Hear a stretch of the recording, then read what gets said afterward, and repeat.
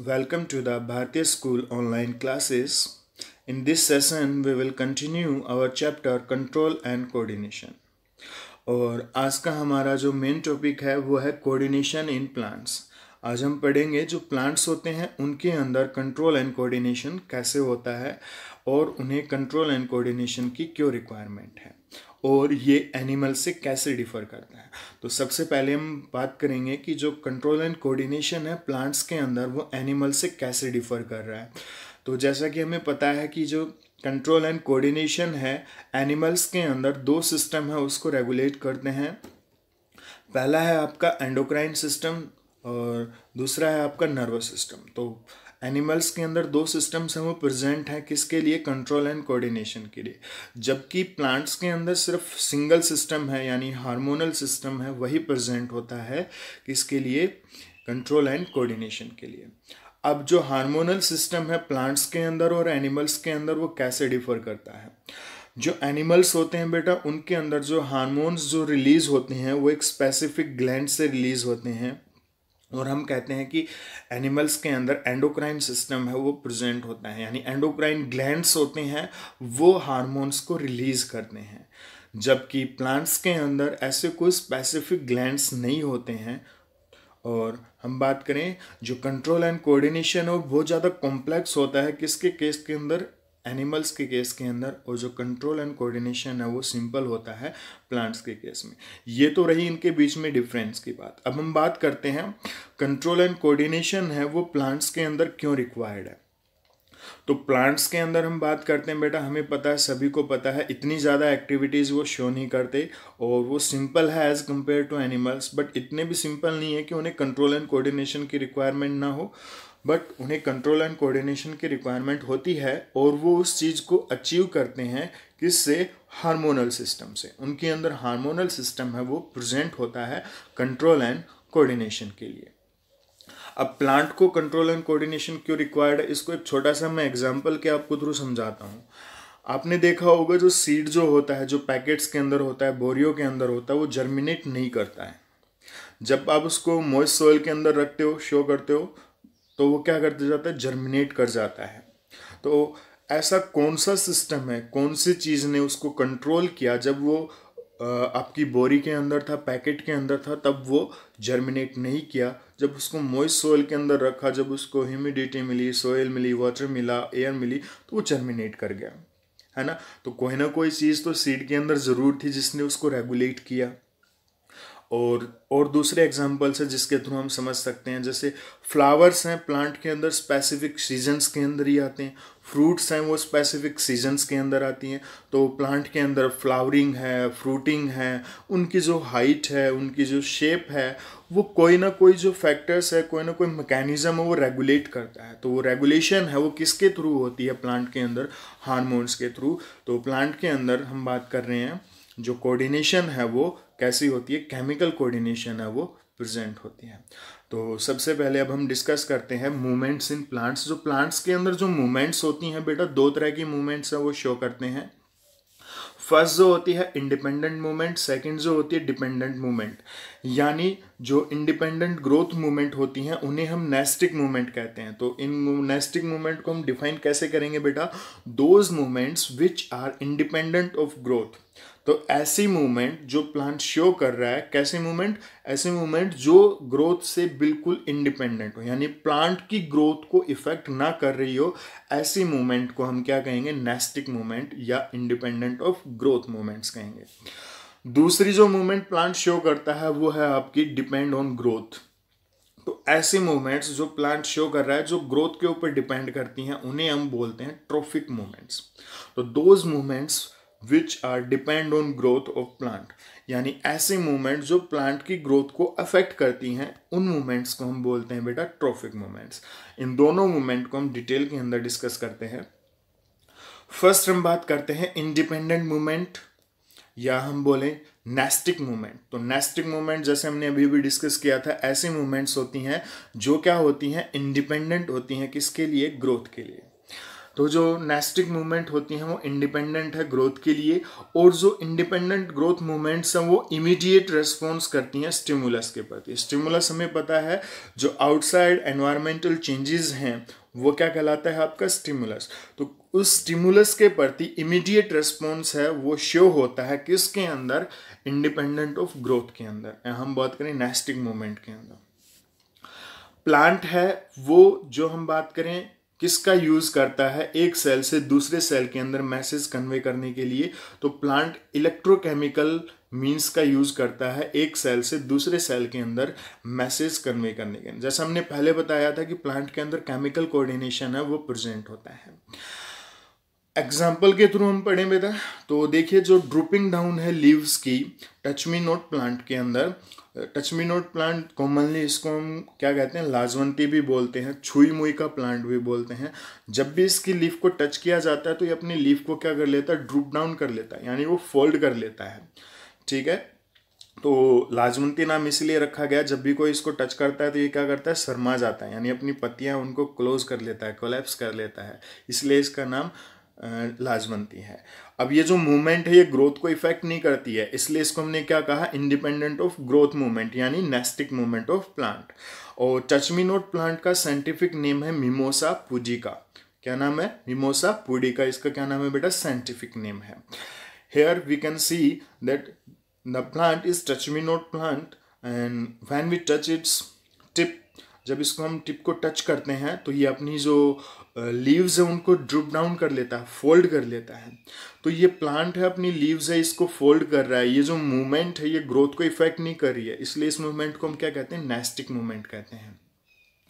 अब जो ये नेस्टिक मूवमेंट हुई है ये किस वजह से हुई है, ये कैसे होती है, तो नेस्टिक मूवमेंट का जो मेन कोज क्या है, तो सबसे पहले जो सेल जो होती हैं वो क्या होती हैं, जो प्लांट है उसके अंदर जो सेल है उनकी शेप है वो चेंज हो जाती है, और उनकी सेल की जो शेप है वो चेंज कैसे होती है, उसके अंदर वाटर कंटेंट को कम या ज़्यादा करके, वाटर कंटेंट को गेन या लॉस करके। तो सेल है वो क्या करती हैं, आइदर स्वेलो करती हैं वाटर को गेन करके या लॉस करके, यानी उसके सेल के अंदर ट्रिगर प्रेशर है वो चेंज हो जाता है, और उसी की वजह से क्या होता है, और जो ट्रिगर प्रेशर का जो चेंज है वो उसके लिए जो इम्पल्स है वो केमिकल मीन्स से आता है, यानी केमिकल कोऑर्डिनेशन से आता है। जब भी हम टच करते हैं प्लांट की लीव्स के ऊपर जो रिसेप्टर होते हैं वो एक केमिकल सिग्नल, यानी एक हम बात करें इलेक्ट्रोकेमिकल सिग्नल जनरेट करते हैं, और प्लांट की सेल्स के अंदर वो रन करता है एक सेल से दूसरी सेल के अंदर, और प्लांट की सेल के अंदर ट्रिगर प्रेशर है वो चेंज हो जाता है। सेल आइदर वाटर को लूज करती हैं या श्रिंक करती हैं, और वो क्या करती हैं, और जो ट्रिगर प्रेशर चेंज होने की वजह से हम बात करें जो प्लांट्स हैं वो मूवमेंट्स हैं वो शो करता है। नेक्स्ट जो टॉपिक है हमारा बेटा है वो डिपेंड ऑन ग्रोथ। तो ऐसी मूवमेंट्स जो किसके ऊपर डिपेंड करती हैं, ग्रोथ के ऊपर डिपेंड करती हैं, उन्हें हम क्या कहते हैं, ट्रॉफिक मूवमेंट्स कहते हैं। तो those movements which affect the growth of plant, तो ऐसी मूवमेंट्स जो प्लांट की ग्रोथ को अफेक्ट करती हैं वो क्या कहलाती हैं, आपकी ट्रॉफिक मूवमेंट्स कहलाती हैं। तो here we can see that these movements are trophic movements, इन्हें हम ट्रॉफिक मूवमेंट्स भी कहते हैं, इन्हें हम डायरेक्शनल मूवमेंट्स भी कहते हैं, क्योंकि ये प्लांट की ग्रोथ को भी अफेक्ट करती हैं, साथ साथ ये एक स्पेसिफिक डायरेक्शन के अंदर होती हैं। अब जो नॉन ट्रॉफिक मूवमेंट्स थी, या जिसको हम बोलें नेस्टिक मूवमेंट्स बोलें या इंडिपेंडेंट ग्रोथ मूवमेंट्स बोलें, वो क्या होती हैं, डायरेक्शन लेस मूवमेंट होती हैं, वो एक स्पेसिफिक डायरेक्शन के अंदर नहीं होती हैं, जबकि ट्रॉफिक मूवमेंट्स होती हैं एक स्पेसिफिक डायरेक्शन के अंदर होती हैं, इसलिए इनको हम डायरेक्शनल मूवमेंट भी बोल देते हैं, किनको, ट्रॉफिक मूवमेंट्स को। और एक स्पेसिफिक जो स्टिमुलस होता है उसके रेस्पॉन्स में एक डायरेक्शनल मूवमेंट है वो शो होती है। अब हम बात कर रहे हैं जैसे जो टेंड्रिल्स हैं, हम एग्जांपल्स हैं उनके थ्रू हम बात करेंगे। जैसे टेंड्रिल्स जो होते हैं बेटा वो क्या करते हैं, हम बात करें जो tendril away from the object, जो ऑब्जेक्ट से दूर होता है, grows more rapidly as compare to the part of near the object. जो ऑब्जेक्ट के नियर पार्ट होता है उसके कंपैरिजन में जो दूर वाला पार्ट होता है, जो स्पोर्ट, ये मान लीजिए हमारा टेंड्रिल है और इसके सराउंडिंग के अंदर कोई भी हम बात करें जो प्लांट है, जो बेल है वो ग्रो कर रही है, तो जो भी स्पोर्ट को टच कर रही होगी, जो टच वाला पार्ट है बेटा वो धीरे धीरे ग्रो करता है, और जो टच के जो अपोजिट एंड वाला पार्ट है वो क्या करता है, रैपिडली ग्रो करता है। और प्लांट है, हम बात करें इस तरह से जो टेंडिल है वो सर्कल हो जाता है उसके अराउंड में, और इस तरह की मूवमेंट को हम सर्कमन्यूटेशनल मूवमेंट भी बोलते हैं। क्या बोलते हैं इस तरह की मूवमेंट को? टेंड्रिल की जो ये मूवमेंट है, क्वाइल्ड हो जाना ऑब्जेक्ट के अराउंड, उस स्पोर्ट के अराउंड, और प्लांट को क्लाइंबिंग के अंदर हेल्प करना। अब प्लांट है क्लाइंब करता है तो उसकी ग्रोथ है उसको भी अफेक्ट करता है, ठीक है। तो इसलिए जो हम बात करें सर्कमन्यूटेशनल मूवमेंट है, ये एक ट्रोफिक मूवमेंट का एग्जाम्पल है। नेक्स्ट हम बात करते हैं बेटा फोटोट्रोफिज्म की। फोटोट्रोफिज्म हम बात करें, इसके अंदर स्टिमुलस क्या होता है? लाइट होता है। यानी प्लांट है वो किसकी तरफ ग्रो करता है? लाइट स्टिमुलाई के रेस्पॉन्स में ग्रो करता है। यानी एक स्पेसिफिक डायरेक्शन है, जिस तरफ लाइट होगी उस तरफ प्लांट क्या करेगा? ग्रो करेगा। जियोट्रोपिज्म जैसा नाम इंडिकेट कर रहा है, यहाँ पे हम बात करें प्लांट की जो मूवमेंट है या तो अवे होगी या टुवार्ड्स दी होगी, किसकी तरफ? ग्रेविटी, या तो ग्रेविटी के साथ होगी या ग्रेविटी के अगेंस्ट होगी। नेक्स्ट हम बात करेंगे कीमोट्रोपिज्म की। तो कीमोट्रोपिज्म हम बात करें जो स्पेसिफिक केमिकल्स होंगे उनके रेस्पॉन्स के अंदर हम बात करें उन केमिकल्स की तरफ क्या करेंगे? ग्रोथ को है शो करना प्लांट्स के अंदर। एग्जाम्पल रहेगा आपका पोलन ट्यूब, जो हमेशा ग्रो करती हैं ओव्यूल की तरफ। और सबसे लास्ट एग्जांपल हम इसके अंदर पढ़ेंगे ट्रोफिक मूवमेंट्स का, वो है टाइप हम पढ़ेंगे मूवमेंट टुवार्ड्स द वाटर। यानी जो प्लांट्स की जो मूवमेंट है किसकी तरफ? हमेशा वाटर की तरफ ग्रो करना। अगेन हम बात करेंगे इनके बारे में डिटेल के अंदर हमारी नेक्स्ट स्लाइड के अंदर। सबसे पहले हम बात करते हैं फोटोट्रोफिज्म क्या होता है। तो फोटोट्रोफिज्म एज द नेम इंडिकेट कर रहा है bending of plants towards the light. यानी प्लांट का बेंड होना किसकी तरफ? लाइट की तरफ बेंड होने। यानी जिस तरफ से लाइट आ रही है उस तरफ प्लांट का बेंड हो जाना। यानी ये जो प्लांट की मूवमेंट है, यानी जिस तरफ से लाइट आ रही है उस तरफ ये बेंड हो गया है, तो ये क्या कहला रही है? एक ट्रॉफिक मूवमेंट का एग्जाम्पल है। और लाइट है ओबियसली बेटी है, फोटोसिंथेसिस जब परफॉर्म करता है इसकी ग्रोथ को अफेक्ट करता है, इसलिए एक ट्रॉफिक मूवमेंट का एग्जाम्पल है। डायरेक्शनल है, जिस तरफ लाइट है उस तरफ प्लांट बेंट हो गया है, तो एक डायरेक्शनल मूवमेंट है। अब ये जो फोटोट्रोफिज्म है ये होता कैसे है, इसको हम डिटेल के अंदर हम यहाँ पे डिस्कस करते हैं। सबसे पहले क्या होता है, जो प्लांट है, जो हम बात करें, जो शूट है, जो एक्सपोज है सनलाइट के अंदर, ये मान लीजिए हमारा सन है, ये हमारी सनलाइट है, और ये हमारी शूट टिप है। इन शूट टिप के अंदर हम बात कर रहे हैं सनलाइट है वो क्या हो रही है? फॉल हो रही है। अब यहाँ पे शूट टिप के ऊपर हमें पता है ऑक्सिन हार्मोन है वो क्या होता है? सिंथेसाइज होता है। शूट टिप के ऊपर क्या सिंथेसाइज होता है? Auxin hormone. यहाँ पे हम जो ब्लैक डॉट्स के अंदर आपको दिख रहे हैं ये ऑक्सिन हार्मोन है जो सिंथेसाइज हुआ है। अब ये जो ऑक्सिन हार्मोन है बेटा, ये क्या करता है? शूट टिप पे सिंथेसाइज हुआ है, और ये क्या करता है? जिस तरफ हम बात करें लाइट है, जिस तरफ प्लांट के ऊपर लाइट है वो फॉल हो रही है, उससे अपोजिट एंड की तरफ, यानी लाइट से दूर क्या करता है? ऑक्सिन हार्मोन क्या होता है? अकुमुलेट हो जाता है। अब ऐसा होने की वजह से क्या होगा? देखिए, ये मान लीजिए हम बात करें, सबसे पहले जो सन है हमारा, सनलाइट यहाँ पे शूट टिप के ऊपर फॉल हो रही है, ऑक्सिन हार्मोन है यहाँ पे सिंथेसाइज हो रहा है, और जिस तरफ लाइट इसके ऊपर फॉल हो रही है, यानी दो फेज बन गए हैं इस शूट टिप के अंदर, एक बन गया डार्क फेज और एक तरफ लाइट फेज। तो हम बात करें इस तरफ ये वाला जो फेज है इसका, ये हो गया इसका लाइट फेज, क्योंकि इस तरफ इसके ऊपर क्या फॉल हो रही है? लाइट फॉल हो रही है। ये वाला इसका क्या बन गया? Dark phase. तो शूट टिप के अंदर जो डार्क फेज है, यानी जिस तरफ लाइट फॉल नहीं हो रही है, जिस तरफ लाइट नहीं है, उस तरफ जो ऑक्सिन हार्मोन है, ऑक्सिन मॉलिक्यूल्स हैं, वो अकुमुलेट होना स्टार्ट हो जाते हैं। अब जिस तरफ ऑक्सिन हार्मोन अकुमुलेट हो गए थे उस तरफ जो शूट है वो क्या करती है? बहुत ज़्यादा ग्रो करती है प्लांट के अंदर, और यहाँ पे जो सेल है वो इलोंगेट कर जाती हैं। सेल इलोंगेट होना मीन्स उनका जो साइज है वो इंक्रीज हो गया, इलोंगेट हो गया ऑक्सिन हार्मोन के इफेक्ट के कारण, क्योंकि ऑक्सिन क्या करवाता है? सेल की इलोंगेशन करवाता है। अब जो सेल है वो इलोंगेट कर गई हैं, तो वो क्या करता है? जो प्लांट है हमें अपीयर होता है कि वो किसकी तरफ बेंड कर रहा है? सनलाइट की तरफ बेंड कर रहा है। तो इससे हमने देखने को मिलता है जो प्लांट है वो अपीयर हो रहा है, किसकी तरफ बेंड कर रहा है, सनलाइट की तरफ। तो ये मैकेनिज्म होता है फोटोट्रोफिज्म का। जो प्लांट की शूट टिप की बेंडिंग है वो इस तरह से होती है। सिंपल सा मैकेनिज्म है, शूट टिप के ऊपर ऑक्सीजन हार्मोन सिंथेसाइज होता है। जिस तरफ लाइट नहीं होती है, डार्क फेज होता है, उस तरफ ऑक्सीजन हार्मोन एक्युमुलेट होता है। जिस तरफ लाइट होती है वहां पे ऑक्सीजन हार्मोन का एक्युमुलेशन नहीं होता है, और जिस तरफ ऑक्सीजन हार्मोन का एक्युमुलेशन होता है वहां पे सेल्स इलोंगेट करती हैं। नेक्स्ट हम बात करेंगे geotropism. Geotropism as the name indicate the plant growth movement in response to the gravity stimuli. जो प्लांट की जो ग्रोथ मूवमेंट्स हैं वो ग्रेविटी स्टिमुलाई के रेस्पॉन्स में होंगी, और ये डायरेक्शनल मूवमेंट्स होंगी। आइदर ये हम बात करें ग्रेविटी के अलोंग होंगी, और आइदर ये ग्रेविटी के अगेंस्ट होंगी। तो जो जियोट्रोपिज्म है दो तरह का हमें देखने को मिलता है, पॉजिटिवली जियोट्रोपिज्म और हम बात करें नेगेटिव जियोट्रोपिज्म। तो जैसा हम पॉजिटिव नेगेटिव जियोट्रोपिज्म के एग्जाम्पल की हम बात करते हैं, सभी को पता है जो शूट जो होती हैं बेटा हमेशा क्या करती हैं, ग्रेविटी के अगेंस्ट ग्रो करती हैं, यानी अपवर्ड ग्रो करती हैं, ऊपर की तरफ ग्रो करती हैं। इसलिए ये क्या शो करती हैं, नेगेटिव जियोट्रोपिज्म।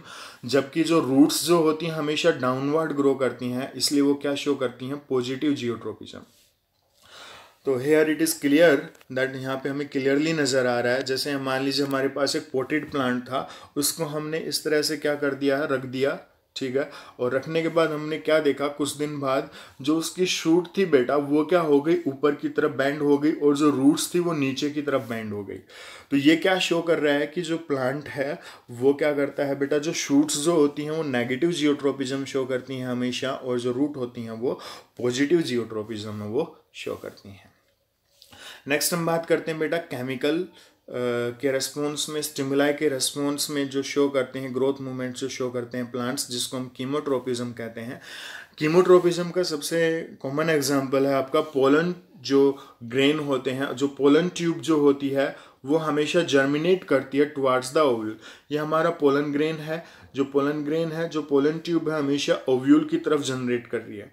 तो ये एग्जाम्पल हमारा कीमोट्रोपिज्म का। तो नेक्स्ट हम बात करेंगे बेटा हाइड्रोट्रोपिज्म। तो हाइड्रोट्रोपिज्म के अंदर हमने देखा बेटा the growth movement shown by the plant in response to the water stimuli.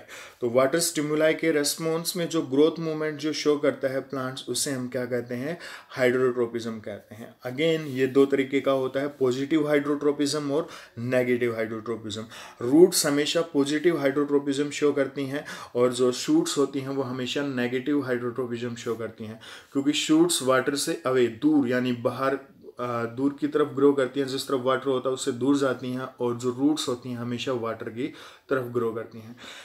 In this experiment we clearly see that, हम बात करें ये जो हमारा पी का जो सीडलिंग है, इसके पास दो चीज़ें हमारे पास, रूट हैं वो, और जो हम बात करें शूट पार्ट है वो। तो shoot part negative hydrotropism show कर रहा है और अपवर्ड ग्रो कर रहा है, जबकि जो रूट्स होती हैं वो क्या करती हैं, हमारी पॉजिटिव हाइड्रोट्रोपिज्म शो कर रही हैं। और रूट्स हैं, मान लीजिए यहाँ पे जो हमारी सोयल है बिल्कुल ड्राई सोयल है, और वाटर का सोर्स हमने थोड़ा सा दूर यहाँ पे हमने रखा हुआ है, पोरस पोर्ट है जिसके तो हम बात करें वाटर बाहर आ सकता है।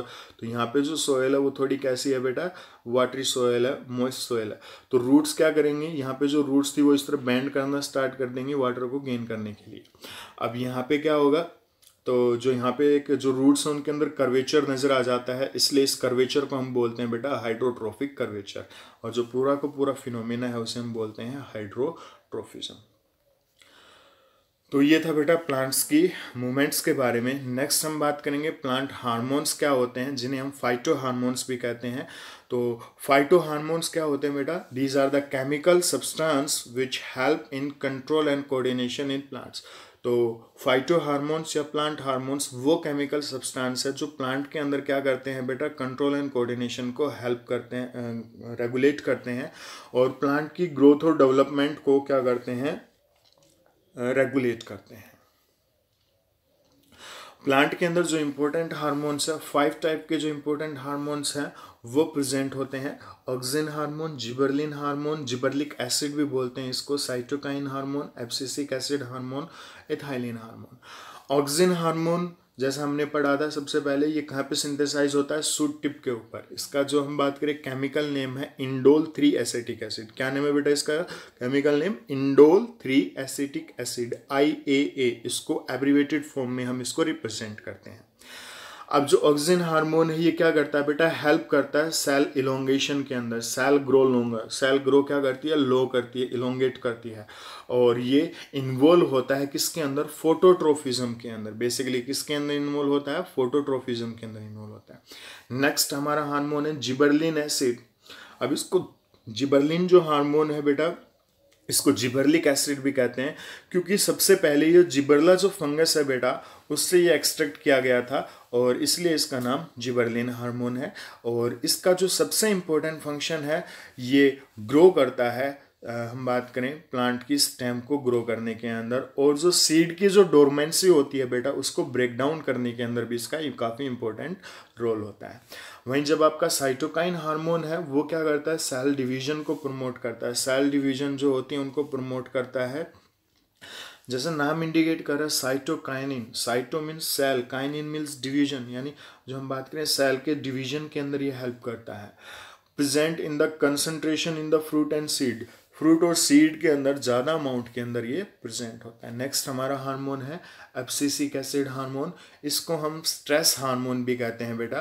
और ये क्या करता है, बाकी जो ग्रोथ प्रमोटिंग हार्मोन्स हैं उनको इनहिबिट करता है। तो ये प्लांट की ग्रोथ को इनहिबिट करता है और कोज विल्टिंग इन लीव्स, लीव्स की विल्टिंग को कोज करता है। विल्टिंग होता है जो पत्तियां जो गिर जाती हैं प्लांट के ऊपर से, उनको हम विल्टिंग कह रहे हैं। मुरझा जाने को भी हम विल्टिंग कहते हैं। ट्रांसपिरेशन हम बात करें तो एब्सिशन विल्टिंग लीव्स को ये कोज कर रहा है। और सबसे लास्ट इथाइलिन हम बात करें हार्मोन, इसको हम फ्रूट राइपनिंग हार्मोन भी कहते हैं। ये फ्रूट की राइपनिंग के अंदर हेल्प करता है। और ये गैसियस हार्मोन है, सिंगल ऐसा गैसियस हार्मोन है जो प्लांट के अंदर जो गैस की फॉर्म में प्रेजेंट होता है। तो this is much about all about the control and coordination in plants. In our next video we will discuss about endocrine system in animals. Till then, bye bye.